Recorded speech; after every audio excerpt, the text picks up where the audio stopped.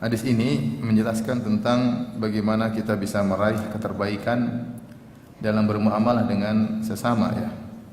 Di antaranya misalnya tadi ketika kita bersahabat, dalam bermuamalah kita dengan sahabat-sahabat kita, kita bisa meraih keterbaikan di sisi Allah. Caranya bagaimana? Kita menjadi sahabat yang terbaik bagi sahabat kita.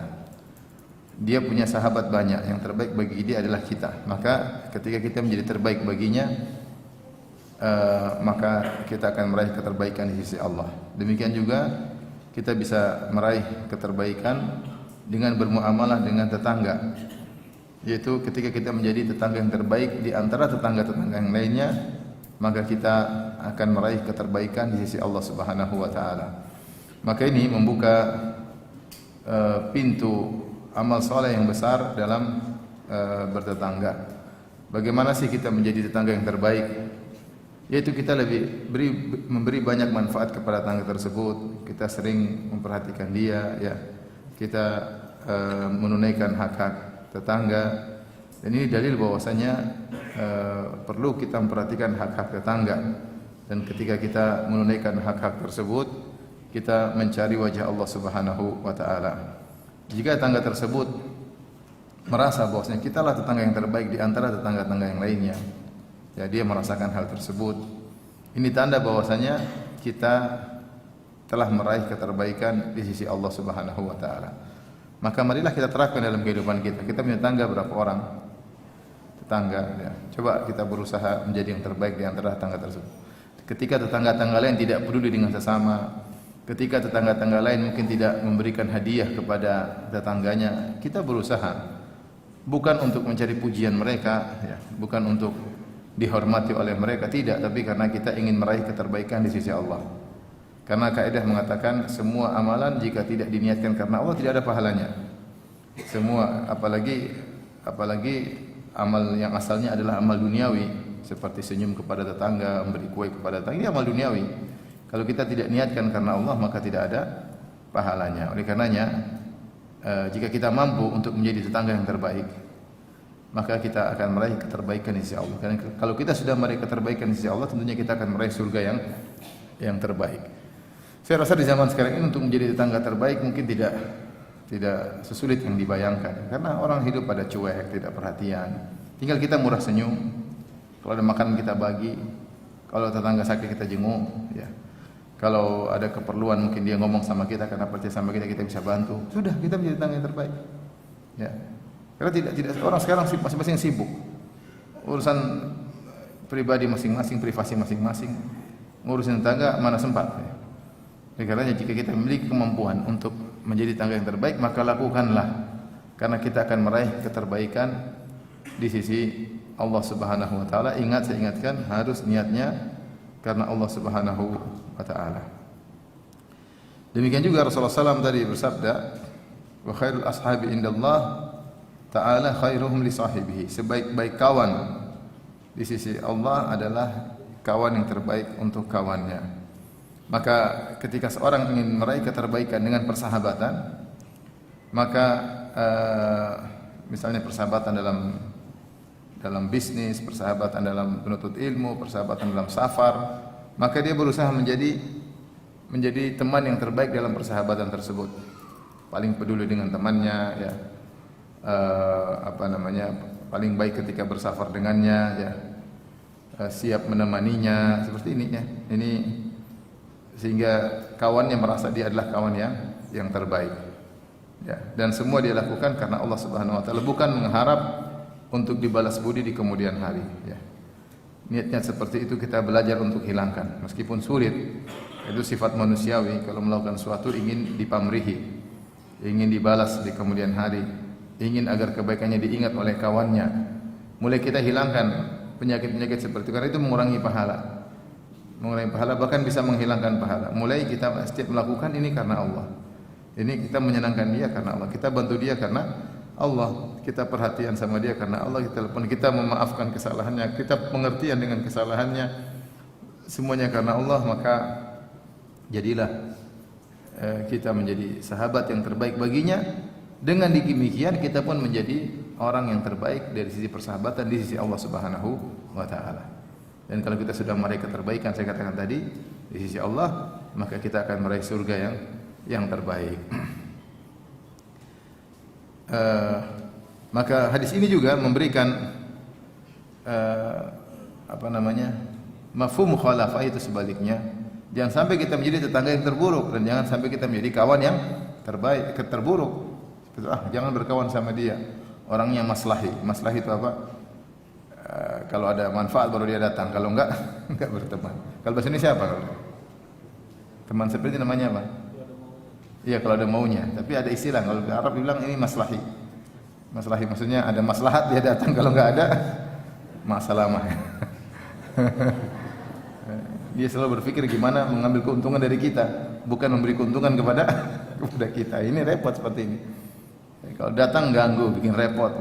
Jadi kawan terburuk. Kalau terburuk, khawatir menjadi terburuk di sisi Allah. Demikian juga tetangga, jangan sampai menjadi tetangga yang terburuk, mengganggu, menyakiti, merendahkan, tidak pernah isyum sama tetangga, tidak hormat sama tetangga, tidak perhatian sama tetangga.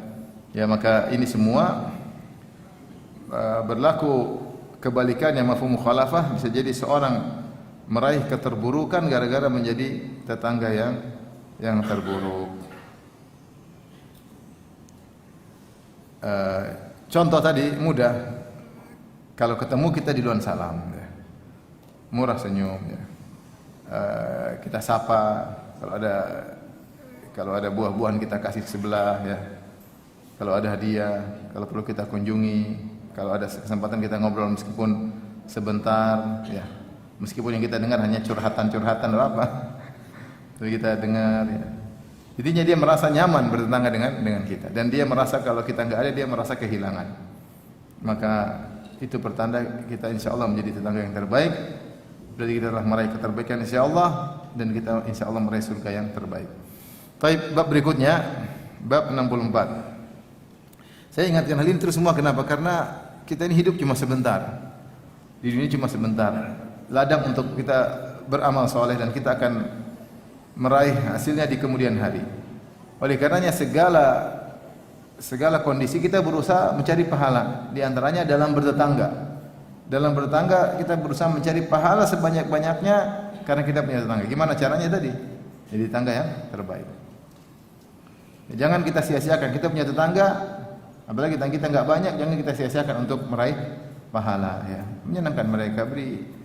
Tidak setiap hari kita kasih hadiah. Mungkin setahun 3 kali pun sudah kebanyakan. Tapi itu pun mereka ingat, daripada mereka tidak pernah kasih sama sekali. Orang sekarang sibuk masing-masing. Mana mikir mau kasih sama tetangganya.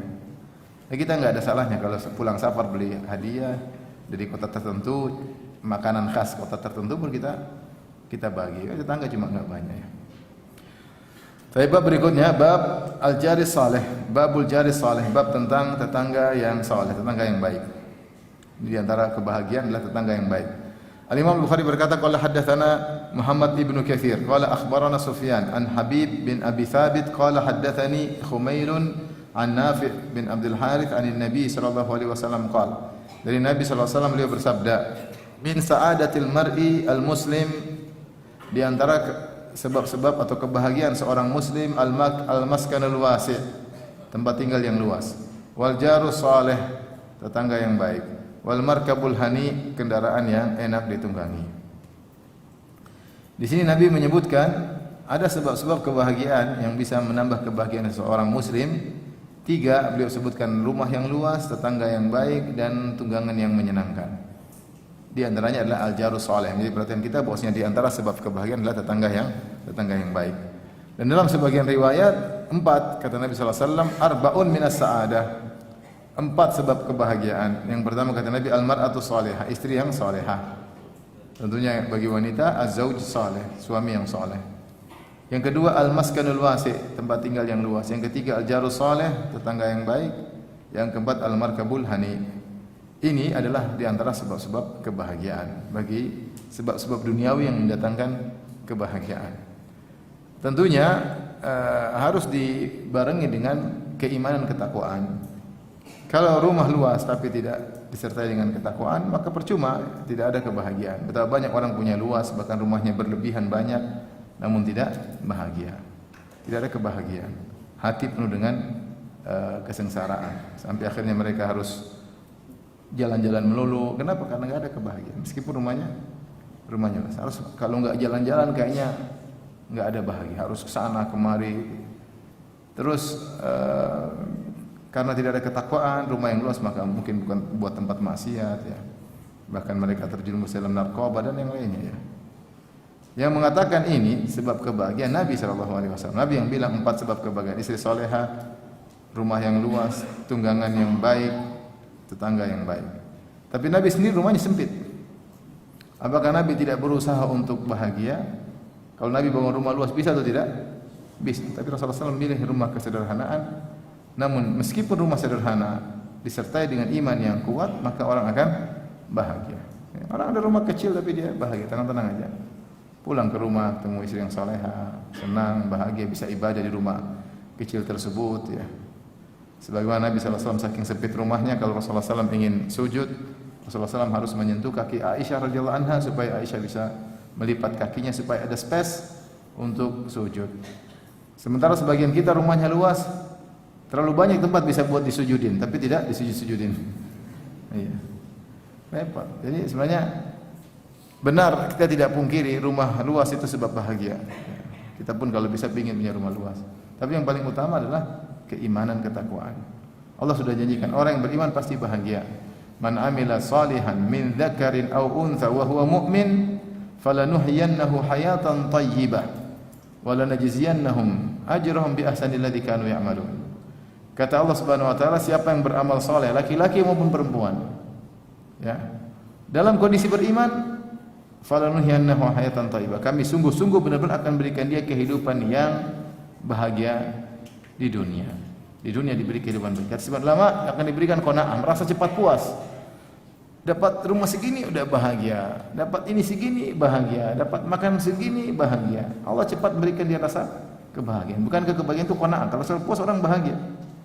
Tapi kalau qanaah sudah dicabut dari dada seorang, mau rumah luas apapun tidak akan bahagia. Rumah luas, rumahnya lebih dari satu, semuanya luas, juga tidak bahagia. Maka harus kita perhatikan di sini bahwasanya ini adalah sebab-sebab kebahagiaan. Kalau ingin bahagia disertai dengan apa? Keimanan.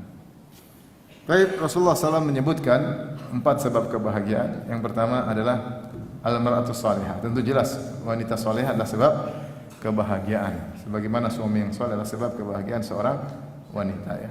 Seorang laki kalau diberi anugerah istri yang salehah, diberi bidadari dunia, maka seakan-akan surga telah disegerakan baginya ya.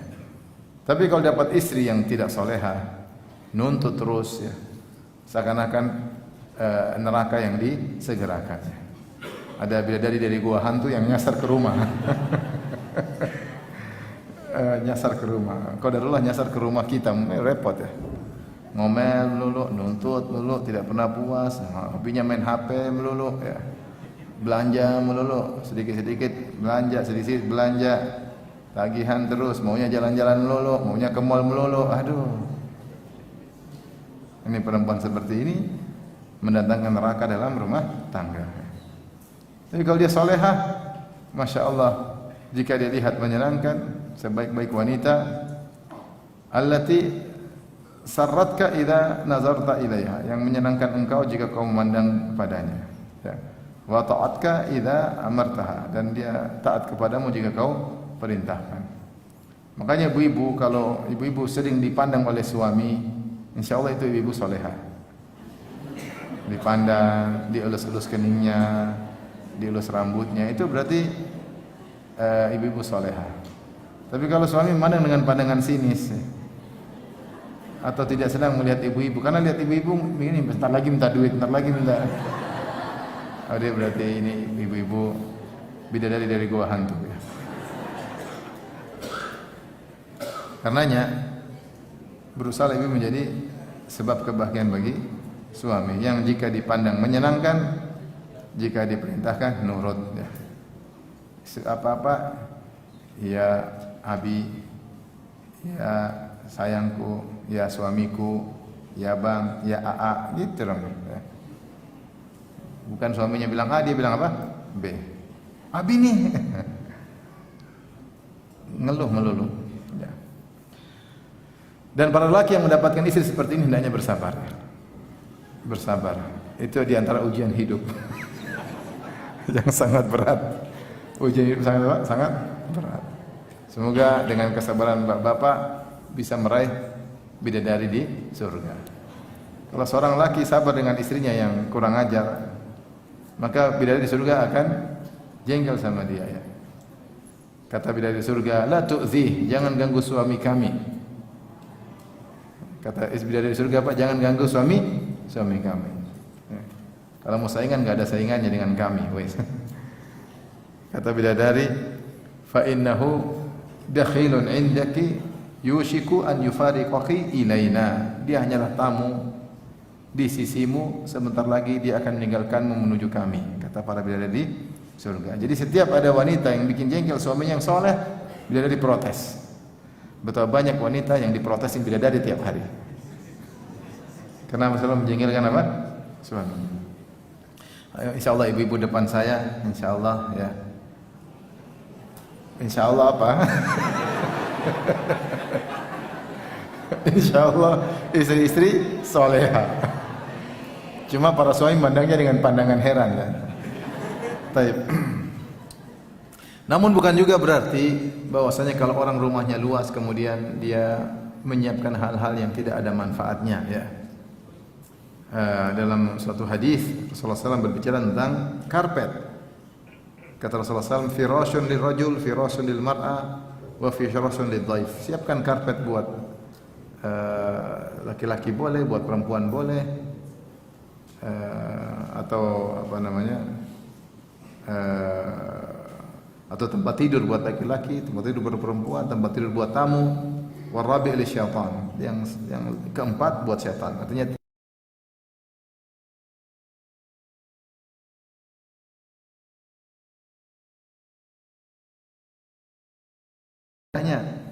ya, agar rumah tersebut bermanfaat, dimaksimalkan penggunaannya. Kita punya keluarga banyak, kita bikin rumah besar, kita undang mereka untuk acara lebaran misalnya, acara liburan kita buka buat mereka, dapat pahala.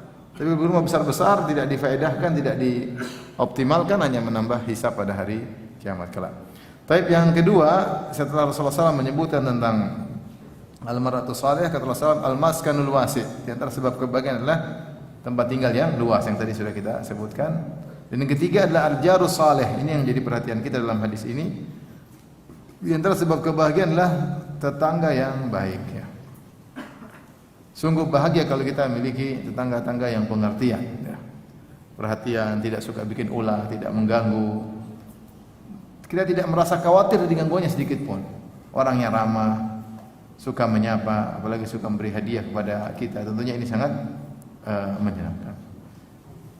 Oleh karena dulu kalau kita dulu kuliah di UIM, Universitas Islam Madinah, kita sekamar dikasih sitar, jadi tiga masih dalam satu kamar. Ada yang satu kamar empat mini kamar di dalamnya. Ya. Jadi satu kamar besar dalamnya ada 4, ada yang 3. Saya kebetulan dapat yang 3.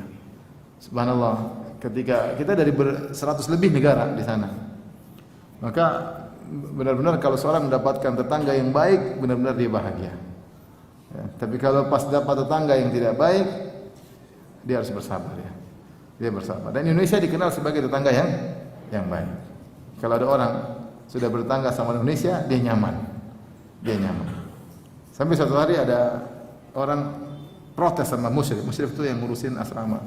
Dia bilang, "Oh ya musyrif, ini tangga saya. Aduh, bikin dia." Kata musyrif tersebut, "Tenang, ada orang Indonesia di situ, di kamar yang lain." Nah, jadi kalau sudah bertangga sama Indonesia biasanya apa? Nyaman. Cuma yang sering protes apa? Masakannya nggak enak karena bau terasi. Itu yang bikin masalah. Saya pernah satu hari heboh. Saya lagi di asrama kan ada 4 tingkat atau 5 tingkat. Tiba-tiba banyak orang keluar. Jadi asrama tengahnya kosong. Jadi di tengahnya apa? Kosong. Tiba-tiba orang-orang pada keluar. Apa ini? Bau apa ini? Padahal itu bau yang paling membahagiakan saya. Ternyata bau ikan asin. Luar biasa, ini bau apa ya? Ketika lagi kita bahagia mencium bau aroma ikan asin, orang-orang pada protes, banyak yang ngamuk. Ternyata bau tersebut mengganggu apa? Mereka. Jadi memang kalau tetangga tidak sinkron memang agak sulit ya.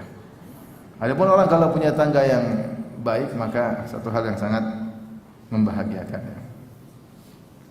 Saya dulu bertetangga, jadi saya bertiga. Ini sedikit cerita aja. Jadi saya di ujung, tetangga saya satu Afrika, satu Bangladesh.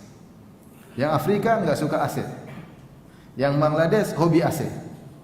Saya pasrah aja deh, terserah mau AC nggak AC. Kalau keinginan saya, ya dua-duanya masalahnya guru karate. Jadi daripada pokoknya kalau kedinginan saya tutup selimut, kalau kepanasan saya buka selimut. Alhamdulillah. Akhirnya Allah mengeluarkan mereka satu persatu dari kamar saya. Ya dapat tetangga yang nyaman, masya Allah, dengan pengertian luar biasa. Tapi kalau enggak, dan tetangga berubah-ubah. Saya di kamar tersebut hampir 6 tahun, 5 tahun setengah saat jadi persiapan bahasa 1 tahun di kamar tersebut, 4 tahun S1, kemudian menjelang menuju S2, jadi saya hampir 5,5 tahun di kamar tersebut. Dan saya tidak pernah berubah, selalu di situ. Tapi tinggal saya selalu berubah. Ganti-ganti ini, ganti Indonesia pernah 2 orang, kemudian pernah Sudan, pernah Afrika, pernah ini, berganti-ganti. Saya alhamdulillah selalu di situ sampai masuk ke S2, kemudian saya datangkan istri, kemudian tinggal di apartemen. Baik, kita lanjut. Siapa yang mendapatkan tetangga yang baik, maka inilah anugerah luar biasa, nikmat yang besar dari Allah Subhanahu wa taala, karena dia merupakan sebab kebahagiaan, ya. Ya. Bahkan sebagian pelaku maksiat senang kalau punya tetangga yang baik, ya. Dia senang, wah tetangga saya baik, meskipun dia tukang maksiat, karena dia tahu tetangganya yang baik tidak akan mengganggunya, ya. Tidak akan mengganggunya. Dia sendiri kalau ada tetangganya yang tukang maksiat, dia juga tidak suka. Dia tidak suka. Oleh karenanya Rasulullah SAW berlindung dari tetangga yang buruk. Sebagaimana akan datang penjelasannya. Kemudian di antara sebab kebahagiaan adalah al-markabul hani, tunggangan yang enak dinaiki, yang murihah, yang mudah dinaiki. Kalau zaman dahulu mungkin ontanya nurut, kuda kalau dipacu juga nurut kemana, ke sana kemari. Atau himar mudah juga dinaikin. Ini adalah kebahagiaan, ya. Itu kalau kita bicara zaman dahulu punya tunggangan yang menyenangkan, itu adalah kebahagiaan. Bagaimana kalau kita bicara zaman sekarang? Zaman sekarang masya Allah, Allah ciptakan alat, ya, kendaraan yang luar biasa, mobil dengan begitu mewahnya, ya. Jadi kalau kita di Arab Saudi musim panas sampai 48 derajat, sampai kita nggak rasa kalau kita dalam apa? Dalam kendaraan yang kita sudah nyalakan AC-nya dari tadi, ya. Bayangkan kalau zaman dahulu berjalan di bawah terik matahari seperti itu, panasnya luar biasa, ya. Saya pernah lewat di perjalanan jauh, kemudian ada badai apa namanya, tanah. Jadi tanah itu seperti ada orang truk buang pasir. Jadi saya jarak pandang udah nggak ada. Saya bilang dulu gimana kalau orang naik onta kemudian ada seperti ini. Sampai harus berhenti, benar-benar berhenti. Karena bukan angin, tapi angin membawa apa? Pasir. Seperti truk buang pasir depan. Ya udah berhenti. Nyalain lampu pun nggak kelihatan. Lampu apa hazardnya kelihatan. Makanya Syekh Abdul Razak bercerita zaman dahulu kalau orang lewat di jalan seperti itu, begitu ada badai, rombongan terpisah. Ada yang kembali, ada yang nggak kembali. Karena angin datang tiba-tiba, ya, kemudian tiba-tiba ada badai, mengerikan. Alhamdulillah sekarang dengan kemudahan, ya, tunggangan yang luar biasa. Kalau dahulu Allah berfirman, wal khayla wal bighala wal hamira litarkabuha wa zinah wa yakhluqu ma la ta'lamun. Kata Allah, kuda, begal, hamir untuk kalian naiki. Allah sebutkan nikmat. Dulu kuda, begal, keledai. Ya, demikian juga wa ja'alakum minal fulki wal an'ami ma tarkabun. Allah sebutkan kenikmatan, Allah jadikan bagi kalian kapal dan hewan-hewan yang bisa kalian tunggangi. Sekarang masya Allah, kapal begitu megahnya, pesawat begitu megahnya, mobil begitu megahnya, seorang bisa, enggak usah mobil, motor aja sudah menyenangkan, seorang bisa bersafar dengan menyenangkan. Maka ini nikmat yang luar biasa. Oleh karena seorang hendaknya mensyukuri nikmat-nikmat yang Allah berikan kepadanya. Jangan gunakan nikmat-nikmat tersebut untuk perkara-perkara yang haram. Tapi intinya di antara di antara sebab kebahagiaan adalah tetangga yang baik. Maka jadilah engkau sebab kebahagiaan bagi orang lain, itu bagi tetanggamu. Jangan pernah mengganggu tetangga. Berusaha menyenangkan dia, berusaha dia merasa nyaman tinggal di apa namanya di samping kita ya. Kalau kita ada kegaduhan mengganggu dia, segera kita minta maaf supaya dia kasih uzur. Ya. Saya pernah di suatu tempat, kemudian tiba-tiba ada bunyi malam-malam, apa itu biasa? Ya saya juga nggak tanya. Besoknya tetangganya kasih tahu, oh tadi malam atau jam sekian ada bunyi-bunyi, itu bukan saya, itu kucing saya. Oh ya sudah. Jadi kalau ada bunyi lagi, kucing. Ada bunyi lagi kucing. Ya, dengan begitu kita jadi pengertian. Jadi kalau kita ada hal yang kira-kira mengganggu tetangga, kita kasih tahu, biar dia tidak suudzon kepada kita dan tetap nyaman bertetangga dengan kita. Tapi berikutnya, bab al-jarsu, bab tentang tetangga yang buruk. Al-Imam Bukhari berkata, qala hadatsana Sadaqah, qala akhbarana Sulaiman, huwa ibnu Hayyan, an ibni Ajlan, an Sa'id, an Abi Hurairah radhiyallahu ta'ala anhu qala. Dari Abu Hurairah semoga Allah meridainya, beliau berkata, kana min du'ain Nabi sallallahu alaihi wasallam, di antara doa Nabi sallallahu alaihi wasallam, Allahumma inni a'udzubika min jaris su'. Ya Allah, aku berlindung kepada Engkau dari tetangga yang buruk. Fidaril muqam, di tempat tinggal. Fa inna jarad dunya yatahawwal, adapun tetangga dunia akan berpindah, ya. Akan berpindah. Hadis ini saya ulangi, Rasulullah berkata, Allah min a'udzubika min jaris su', aku berlindung kepada Engkau dari tetangga yang buruk. Fidaril muqam, di tempat tinggal, tempat menetap. Fa inna jarad dunya yatahawwal, adapun tetangga dunia akan berpindah. Ini doa Nabi sallallahu alaihi wasallam. Datang dalam sebagian riwayat, ya. Fa inna jaral badiyah yatahawwal, sungguhnya tetangga yang tinggal di badiyah, di badui yang berpindah-pindah akan berpindah, tidak seperti di tempat pemukiman. Jadi kalau lafal yang kita baca ini fa inna jarad dunya, sungguhnya tetangga dunia akan berpindah. Tapi dalam sebagian riwayat fa inna jaral badiyati yatahawwal, sungguhnya tetangga yang tinggal di badui atau di perkampungan akan berpindah. Maksudnya kalau kita tafsirkan dengan tafsiran yang kedua, yaitu Rasulullah SAW mengatakan, Allahumma na'udzubika min jaris su' fi darul muqam. Ya Allah, aku berlindung kepada Engkau punya tetangga di tempat pemukiman. Kenapa repot kalau punya tetangga di tempat pemukiman, rumah kita di situ sudah bangun, sudah indah kita bangun, ternyata tetangga kita buruk. Kenapa? Karena kita bakalan bertetangga dengan dia lama, bisa puluhan tahun, bisa sampai kita mati punya tetangga seperti itu. Menderita. Ya. Bahkan sebagian kawan sampai pindah. Sampai apa? Pindah. Dia enggak kuat, dia pindah. Jual rumahnya dia pindah daripada bertahan bersama orang ini. Tapi kalau orang enggak punya uang, sudah terlanjur beli tanah, bangun rumah, tetangganya seperti itu, ini berat. Berbeda dengan jarul badiyah. Adapun tetangga di badui berpindah, terkadang cuma pakai kemah, nanti pindah lagi ke kemah yang lain. Kita pun bertetangga dengan cuma sebentar, taruhlah seminggu, 2 minggu, terus berubah tetangga. Masih mudah kita sabari. Tapi kalau punya tetangga yang buruk, yang di tempat tinggal kita, yang situ sudah kita menetap di situ, sangat berat. Maka Rasulullah SAW berdoa kepada Allah agar lindungi dari tetangga yang seperti ini, tetangga yang buruk yang tinggal di tempat menetap kita. Adapun tetangga yang hanya sementara, hanya bertempo, ya, seperti mungkin ketika kita lagi sekolah atau kita lagi kerja di suatu tempat, cuma sebentar, kita enggak lama-lama sama dia. Ini masih bisa kita sabari. Atau seperti kita bersafar, qadarullah dapat teman safar yang buruk, ya sudahlah, selesai safar, selesai pertemanan. Tapi yang jadi masalah kalau kita punya rumah sudah kita bangun, ternyata tangga kita buruk. Kita mau pindah rumah juga semudah yang dibayangkan. Ini yang Rasulullah berlindung darinya. Ini penafsiran pertama. Darul Muqam maksudnya adalah tempat tinggal menetap. Penafsiran kedua yang dimaksud dengan Darul Muqam maksudnya surga, yaitu akhirat. Darul Muqam artinya akhirat, seperti firman Allah, "Alladzi ahallana daral muqamah min fadli" dalam surat Fatir.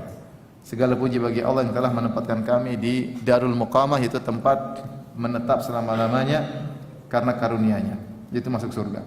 Maka maknanya Allahumma inni a'udzubika min jaris su fi daril muqam, maksudnya ya Allah, aku berlindung kepada Engkau mendapatkan tetangga yang buruk, maksudnya penghuni neraka. Jangan sampai saya bertetangga dengan penghuni apa? Neraka di akhirat kelak. Fa inna jarad dunya yatahawwal, adapun tetangga dunia akan berpindah. Apapun kita punya tetangga di dunia, toh kita akan berpisah darinya. Tapi kalau kita waliyadzubillah di neraka, masuk neraka, repot. Puluhan tahun, ratusan tahun, ribuan tahun. Kita enggak tahu berapa lama kalau seorang masuk neraka. Kalau kafir tentu abadi. Kalau tidak kafir tidak abadi. Tapi tidak abadinya berapa lama? Ratusan, ribuan, miliar, triliun tahun, meskipun tidak abadi. Tapi kalau tetangga maksimal kita cuma puluhan tahun. Kalaupun kita harus bertetangga dengan dia. Kalau punya tetangga yang buruk itu memang sangat tidak menyenangkan. Punya tetangga sukanya mutar musik besar-besar, dangdutan, waduh, kita nggak suka lagu dangdut lagi. Lagu dangdut kita nggak suka, lagu yang metal kita suka, bahaya. Serba salah. Jadi selalu hasad kepada kita, ingin mengganggu rumah tangga kita. Oh repot. Ada tangga seperti ini, ada tetangga seperti ini. Merasakan tangga seperti ini sungguh menyusahkan dada. Kalau kita enggak pindah, kita repot. Ya. Jadi inilah dua tafsiran dari hadis ini. Ada yang mengatakan bahwasanya tafsiran pertama, ya Allah, aku berlindung mendapat tetangga di tempat menetapku. Adapun tetangga dibuat di lain bukan tempat menetap, enggak ada masalah. Tetangga ketika safar, tetangga ketika belajar, tetangga ketika kerja, tetangga ketika ditugaskan tugas kerja di sana, enggak ada masalah. Cuma sebentar kita akan kembali. Kalau itu tidak bisa kita hindari, kita sabar. Dan makna kedua yaitu ya Allah, aku berlindung dari bertetangga dengan orang kafir di neraka jahanam. Itu jangan sampai aku masuk neraka jahanam.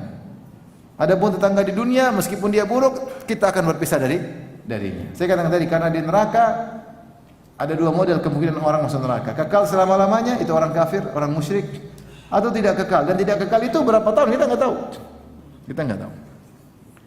Makanya ada seorang syekh yang menasihati kawannya yang suka pergi ke luar negeri, bisa jadi terjerumus dalam zina. Hati-hati, jangan berzina. Kau berzina bisa gara-gara zinamu itu kau masuk dalam neraka mungkin 1000 tahun mungkin. Mungkin 1 miliar tahun gara-gara sekali kau berzina. Siapa yang tahu? Allah bilang pezina masuk neraka. Tapi berapa lama? Enggak ada yang tahu. Allah tidak bilang setahun. Setahun pun kau tidak akan kuat. Bagaimana kalau tiba-tiba 100 tahun? Bagaimana tiba-tiba kau dapat keputusan 1 miliar tahun? Siapa yang kuat 1 miliar tahun? Dibakar. Kita bakar tangan dengan lilin aja kita enggak kuat. Kadang seorang melakukan maksiat tidak bayangkan akibat dampaknya. Makanya orang-orang saleh berdoa, ya. Alladzina yaquluna rabbana asrif 'anna adzaba jahannam inna adzabaha kana gharama. Ya Allah, jauhkanlah kami dari neraka jahanam, sungguh azab neraka jahanam itu gharama, selalu menyertai. Oleh karenanya kalaupun kita mendapat qadarullah, kita dapat tetangga yang buruk dan kita tidak bisa berpindah tempat tinggal, ya sudahlah. Sabar. Yang penting jangan masuk apa? Neraka. Tetangga dunia sebentar lagi akan kita duluan pergi atau dia akan pergi. Taib. Hadis berikutnya Al-Imam Bukhari berkata, qala hadatsana Makhlad ibnu Malik qala hadatsana Abdurrahman bin Maghra qala hadatsana Buraid bin Abdullah an Abi Burdah an Abi Musa al-Asy'ari radhiyallahu taala anhu qala Rasulullah sallallahu alaihi wasallam, Rasulullah SAW bersabda, la taqumu sa'atu hatta yaqtula ar-rajulu jarahu wa akhahu wa abahu.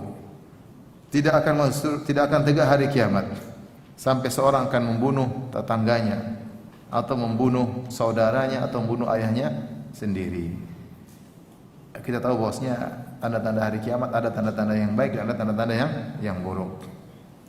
Tanda-tanda yang baik misalnya akan ada Imam Mahdi. Tanda-tanda yang baik diantaranya Nabi Isa akan turun di akhir zaman melawan Dajjal ya misalnya ya. Dan ada tanda-tanda baik ya. Tanda-tanda yang buruk di antaranya seperti ini ya. Bahwasanya tidak akan tegak hari kiamat sampai seorang membunuh tetangganya atau membunuh saudaranya dan membunuh ayahnya. Dan ini mungkin sudah terjadi ya. Seorang bunuh tetangganya gara-gara suatu permasalahan kecil, dia bunuh tetangganya. Bahkan ada yang bunuh saudaranya gara-gara masalah uang, masalah warisan, dia bunuh saudaranya ya. Ini menunjukkan di antara tanda-tanda hari kiamat ada yang merupakan tanda-tanda yang buruk. Sampai seorang akhirnya membunuh tetangganya yang harusnya dia berbuat baik sama tetangganya, dia malah berbuat buruk kepada tetangganya. Baik, kita lanjutkan. Bab berikutnya, babun la yu'dhi jarahu. Seorang tidak mengganggu tetangganya. Seorang tidak mengganggu tetangganya. Al-Imam Bukhari berkata, qala hadatsana Musaddad, qala hadatsana Abdul Wahid, qala hadatsana Al-A'mash, qala hadatsana Abu Yahya, Maula Ja'dah bin Hubairah, qala sami'tu Abu Hurairah yaqul, aku mendengar Abu Hurairah radhiyallahu anhu berkata, qila lin Nabi sallallahu alaihi wasallam, dikatakan kepada Nabi, ya Rasulullah, wahai Rasulullah, inna fulanatan taqumul laila wa tasumun nahar. Ya Rasulullah, sungguhnya seorang wanita, yaitu si fulanah, senantiasa salat malam dan senantiasa puasa sunnah, wa taf'al, dan melakukan ibadah-ibadah ini, wa tasaddaq, dan dia rajin bersedekah. Tapi masalahnya wa tu'dhi jiranaha bilisaniha, hanya saja dia mengganggu tetangganya dengan lisannya. Mungkin ngata-ngatain, mungkin menggibah, mungkin merendahkan. Dia ganggu tetangganya lisannya. Padahal wanita ini salehah dari sisi ibadah, hubungannya dengan Allah luar biasa. Senantiasa salat malam, senantiasa puasa sunnah, senantiasa bersedekah. Apalagi yang kurang? Lengkap, puasa sunnah, salat malam, sedekah. Tapi ternyata dia menyakiti tetangganya dengan lisannya. Bagaimana dengan wanita ini? Faqala Rasulullah SAW, Rasulullah SAW bersabda, la khaira fiha, tidak ada kebaikan bagi wanita seperti ini. Hiya min ahlin nar, dia penghuni neraka jahanam. Ditanya lagi kepada Nabi, wa fulanatun tusallil maktubah. Ada lagi wanita yang satunya Rasulullah. Dia hanya salat 5 waktu, tidak salat malam, tidak salat sunnah, salat 5 waktu aja. Wa tasaddaq bi athwarin, dalam riwayat min aqid, dia hanya bersedekah dengan sedikit daging-daging yang di apa namanya atau susu yang dikeringkan, aqid. Wala tu'dhi ahadan, hanya saja dia tidak menyakiti seorang pun dengan lisannya, dia jaga diri. Faqala Rasulullah SAW, hiya min ahlil jannah, wanita ini termasuk penghuni surga. Ibadahnya sedikit tapi tidak mengganggu orang lain, maka dia penghuni surga. Tapi apa yang bisa kita ambil dari faedah hadis ini? Betapa bahayanya mengganggu tetangga. Lihat wanita ini, apa kurangnya dari sisi ibadah dia dengan Allah? Ya, dia rajin salat malam, rajin puasa sunnah, rajin bersedekah. Cuma ternyata dia ini tidak bisa jaga lisannya, mengganggu tetangganya.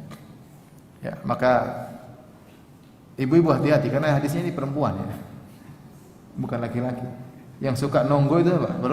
Perempuan. Yang suka ngerumpiin tetangga siapa? Perempuan. Bapak-bapak enggak. Bapak kalau kumpul bicaranya bukan lewat tetangga, bicara bisnis. Kalau enggak poligami. Dari mana bicara tetangga enggak? Bicara tetangga istri, cerita sana, cerita sini, cerita sana, cerita sini.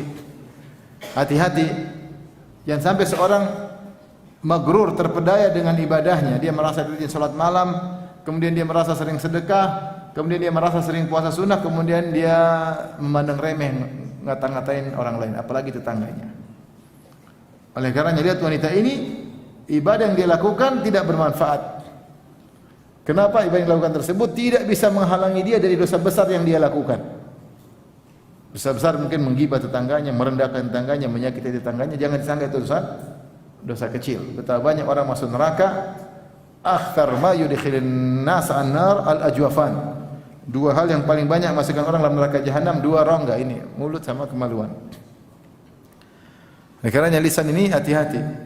Bukankah Rasulullah berkata kepada Mu'adz bin Jabal, "Kuffa 'alaika hadza." Kata, "Tahan lisanmu," kata Nabi. Kata Mu'adz bin Jabal, "A inna la mu'akhadzuna bima natakallam bih?" Ya Rasulullah, apa kita akan disiksa gara-gara ucapan kita? Kata Rasulullah, "Sakilatka ummuka ya Mu'adz." Ya.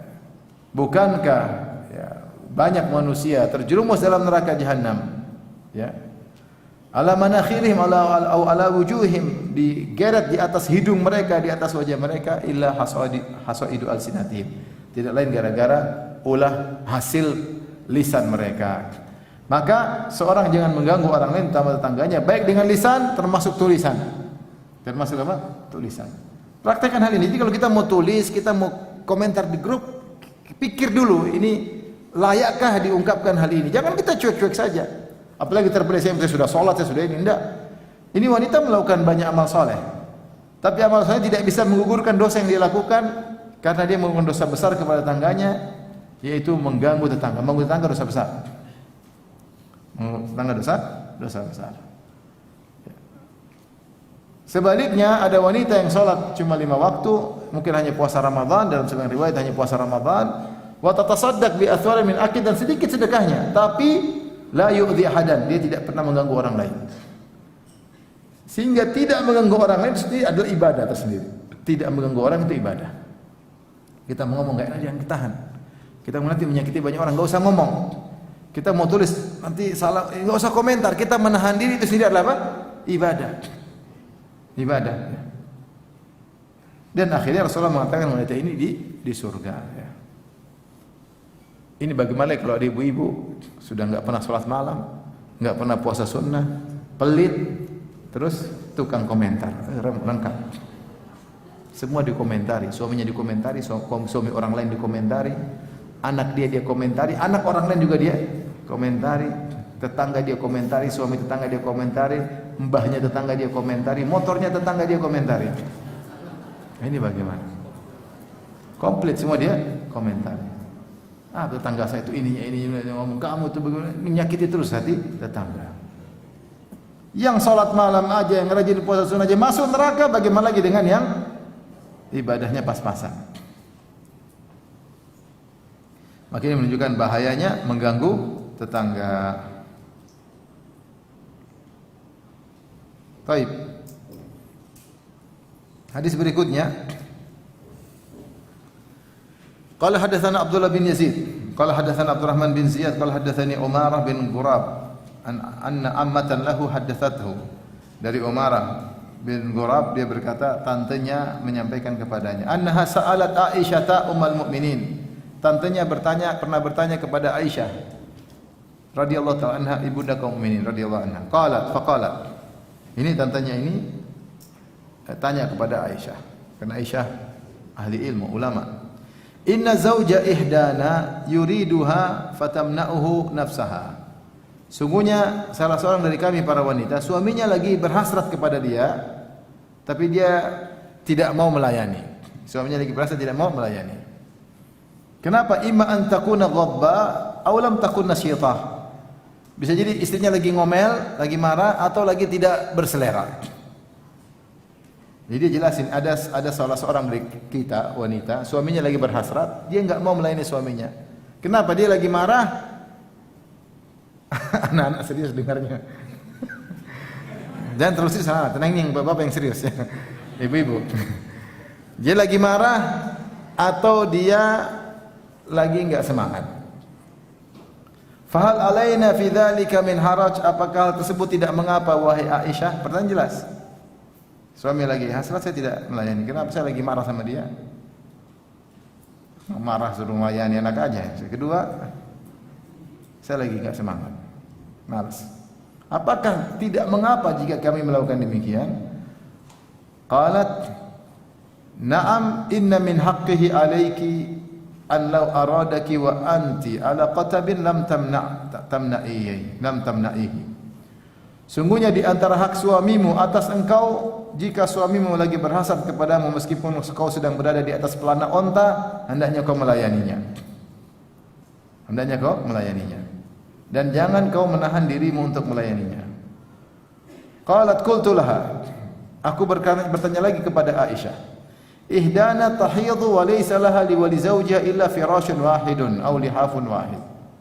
Salah seorang dari kami dalam kondisi berhalangan datang bulan dan tidak ada tempat tidur atau tempat berbaring kecuali satu untuk dia dan suaminya. dan tidak ada selimut kecuali satu untuk dia dan suaminya. Fa kaifa tasna? Bagaimana dia lakukan dengan suaminya sebenarnya dalam kondisi halangan? Kata Aisyah, litashudda 'alaiha izaraha thumma tanamu ma'ahu. Ya sudah, dia tinggal pakai sarung, dia tutup bagian bawah, dia ikat bagian bawah, kemudian tidur sama suaminya. Falahu ma fawqa dzalik. Bagi suaminya silakan menggerayangi bagian atas, gampangannya lah. Silakan melakukan apa yang dia sukai di bagian atas. Ada bagian bawah dia tidak boleh. Ma'anni saufa ukhbiruki ma sana'an Nabi sallallahu alaihi wasallam, dan saya akan mengabarkan kepadamu apa yang Rasulullah pernah lakukan kepadaku. Innahu kana lailati minhu, satu hari pas lagi jatah nginap di rumah saya. Fatahamtu syai'an min sya'ir, maka aku pun menggiling gandum, wa ja'altu lahu qursan, aku buat semacam roti. Fadakhala faraddal bab, kemudian Rasulullah sallam masuk, kemudian dia pun menutup pintu. Wa dakhala al masjid, dia pun masuk ke masjid, itu tempat ibadah di rumah. Wa kana idza arada an yanam aghlaqal bab, dan kebiasaan Nabi kalau ingin tidur dia tutup pintu. Wa auka al qurbah, dan dia pun mengikat kirbah, yaitu tempat air yang terbuat dari kulit yang perlu diikat di atasnya. Wa akfa al qadah, Rasulullah sallam kalau mau tidur maka cangkir dibalik, itu tidak dibiarkan tapi itu. Kalau kita tutup juga boleh. Wa atfa al misbah, dan Rasulullah sallam mematikan lampu, matikan pelita.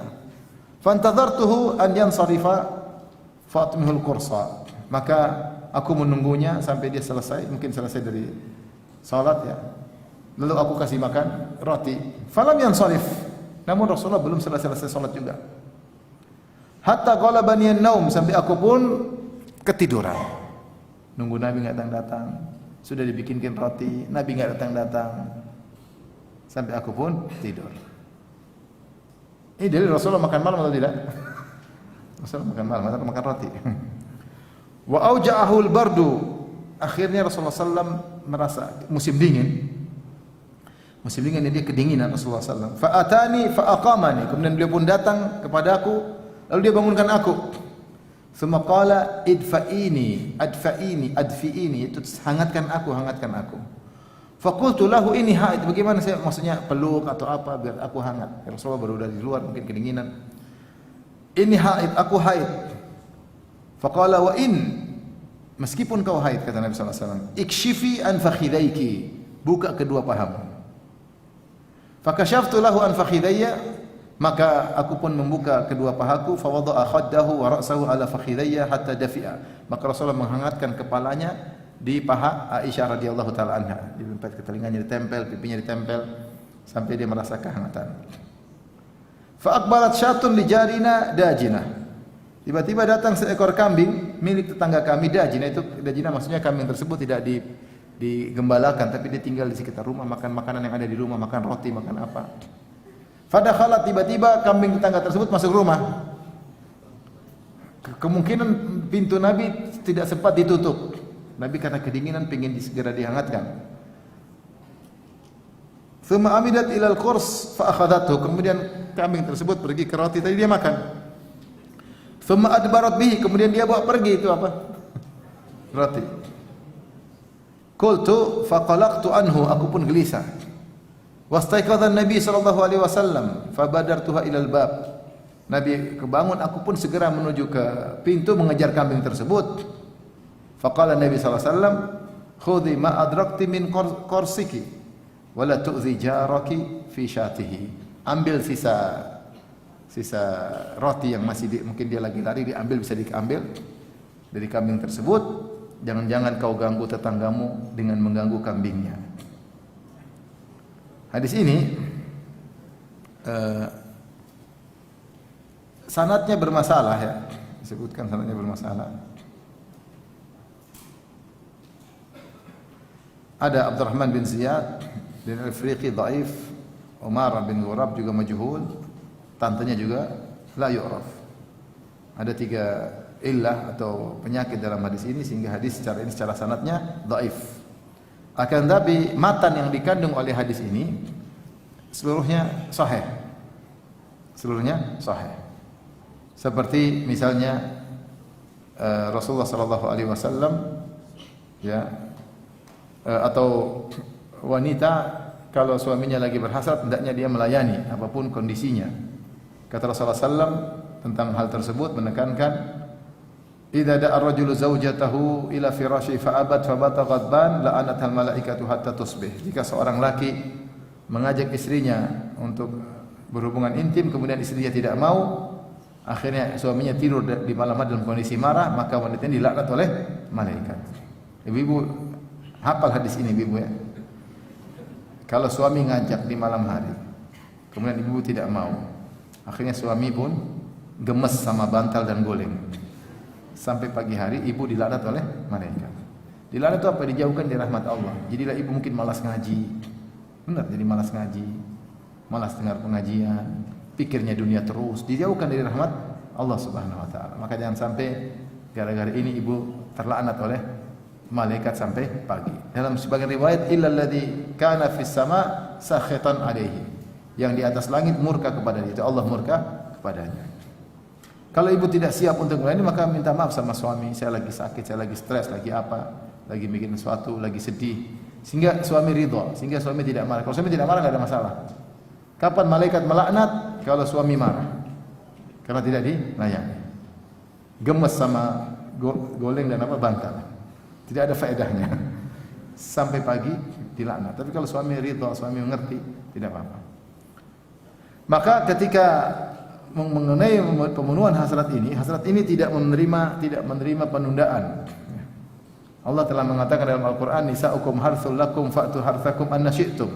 Sungguhnya istri kalian adalah sawaladang bagi kalian. Datangilah sawaladang kalian, siramilah sawaladang kalian anna syi'tum, yaitu kapan saja dan di mana sih terserah. Yang penting lagi berhasrat jangan ditunda-tunda. Kalau suami lagi kepingin mau jam 2:30 siang, mau jam 2:30 malam, mau jam 5 kurang 2 menit, terserah. Maka tidak boleh ditolak. Bahkan suami ingin datang dari depan dari belakang, terserah, itu hak dia. Maka wanita tidak boleh menolak. Maka Rasulullah SAW, wa in kanat ala qatab, meskipun sang wanita sedang berada di atas pelana, kalau suaminya kepingin maka hendaknya dia segera melayani. Atau bahkan mungkin di tempat yang mungkin tidak menyenangkan, sebagaimana memahami wa in kanat ala qatab, misalnya suaminya ingin berhubungan di situ, misalnya, maka dia layani. Suaminya lagi pingin dalam kondisi mungkin tempat tidak menyenangkan, kalau selama tertutup aurat oleh orang lain lakukan, enggak ada masalah ya. Jangan ditunda-tunda. Jangan bilang harus di hotel, kelamaan, duit enggak ada bayar hotel. Udah sini aja. Mau di manapun suami kepingin selama tertutup aurat dari pandang orang lain, maka tidak boleh ditunda-tunda. Wa in kanat ala qatab. Dalam sebagian riwayat wa in kanat ala tanur, meskipun istri sedang masak, sedang bakar roti, manggang roti, kalau suaminya berhasrat maka dia tinggalkan panggangan tersebut untuk melayani suaminya. Bahkan kata para ulama, meskipun rotinya hangus enggak ada masalah. Mudaratnya lebih kecil daripada kalau dia tidak memenuhi hasrat apa? Suaminya. Kalau suaminya tidak memenuhi hasrat, mudarat besar. Dia memikir macam-macam, keluar lihat cewek-cewek, mungkin kalau zaman sekarang lihat medsos macam-macam dia lihat, pikirannya macam-macam, dia maksiat gara-gara hasratnya tidak terpenuhi. Dia mencari cara yang salah. Ini terjadi. Oleh karena meskipun roti hangus tidak masalah, yang penting jangan sampai dada suami hangus. Ini wanita ini bilang, wahai Aisyah, bagaimana kalau kita nolak? Kenapa? Saya lagi ngomel sama dia. Enggak ada ngomel-ngomel. Kalau ngomel lagi kepingin, hilang ngomelnya. Harus layani. Lagi enggak berhasrat, enggak semangat. Enggak ada urusan hasrat, enggak hasrat, harus layani. Tentu suami yang baik bagaimana hasrat. Tapi bukan syarat seorang wanita tumbuh hasrat dulu. Bagaimana kalau seorang wanita ternyata hasrat cuma sebulan sekali? Terus suaminya suruh puasa 29 hari. Suaminya kepingin, seminggu sekali, seminggu 2 kali, sehari sekali. Terus istrinya hasrat yang baru muncul sebulan apa? Sekali. Terus nunggu mengikuti hasrat istrinya? Enggak. Meskipun istrinya tidak berhasrat harus melayani apa? Suaminya. Ibu paham atau pura-pura tidak paham? Ibu, ini saya bicara tadi didengar atau tidak? Hah? Ini serius ibu-ibu ya. Perhatian, ini pahala memenuhi hasrat apa? Suami, pahala. Alhamdulillah suami masih hasrat sama ibu-ibu. Jangan sampai hasrat sama istri orang. Kalau suami masih hasrat sama kita, layani. Jangan sampai dia kemudian hasratnya macam-macam. Zaman sekarang orang lihat macam-macam. Hasrat sama temannya di kantor, hasrat sama pegawainya, hasrat sama tetangga, mengerikan. Masih hasrat sama ibu-ibu, layani. Dia lagi berhasrat kemudian jual mahal, repot. Akhirnya suaminya yang menderita, akhirnya terjerumus dalam kemaksiatan. Rumah tangga tidak akur. Banyak masalah rumah tangga timbul gara-gara masalah yang tidak beres. Tidak ada pelayanan yang terbaik bagi suami. Gara-gara ini maka timbul masalah macam-macam. Karena seorang laki kalau hasrat tidak terpenuhi dia pusing. Pusing atau tidak Bapak? Pusing itu. Jadi dengar sendiri Ibu. Kalau hasrat tidak terpenuhi dia pusing. Oleh pusing dia bawa ke kantor bahaya. Dia enggak Bapak, kasihan. Oleh karenanya kalau suami lagi berhasrat maka layani. Jangan alasan lagi ngaji lagi apa enggak ada. Saya punya kawan dia ngeluh. Dia ngajak istrinya berhubungan pagi-pagi, kata istrinya belum Mas, saya masih selesaikan zikir pagi petang. Itu nanti aja. Zikir pagi petang ini mau ke kantor kapan lagi? Nanti suami udah ke kantor baru zikir pagi petang.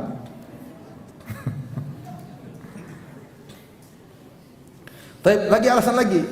Mbak Aisyah, bagaimana kalau saya lagi haid? Gimana? Sementara tempat tidur cuma satu, ya. Selimut cuma satu. Kata Aisyah, enggak ada masalah.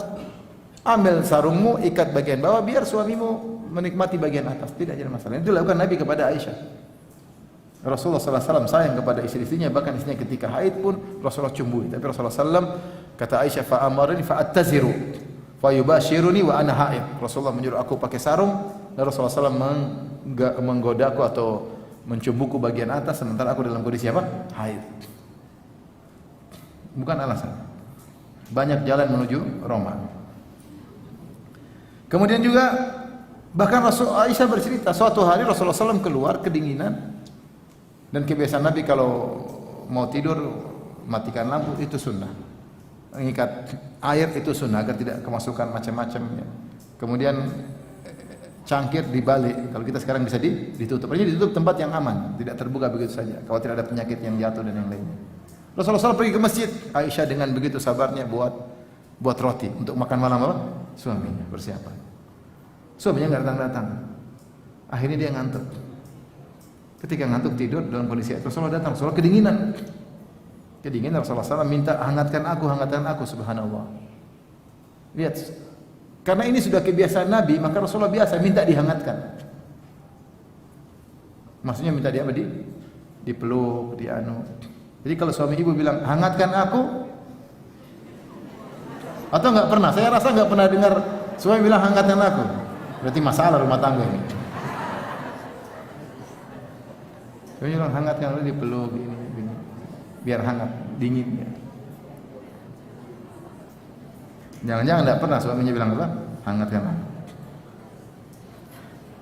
Aisyah bilang, saya haid ya Rasulullah. Kata Rasulullah, tidak ada masalah, buka pahamu. Rasulullah SAW masukkan pipinya di paha Aisyah, kepalanya, agar apa?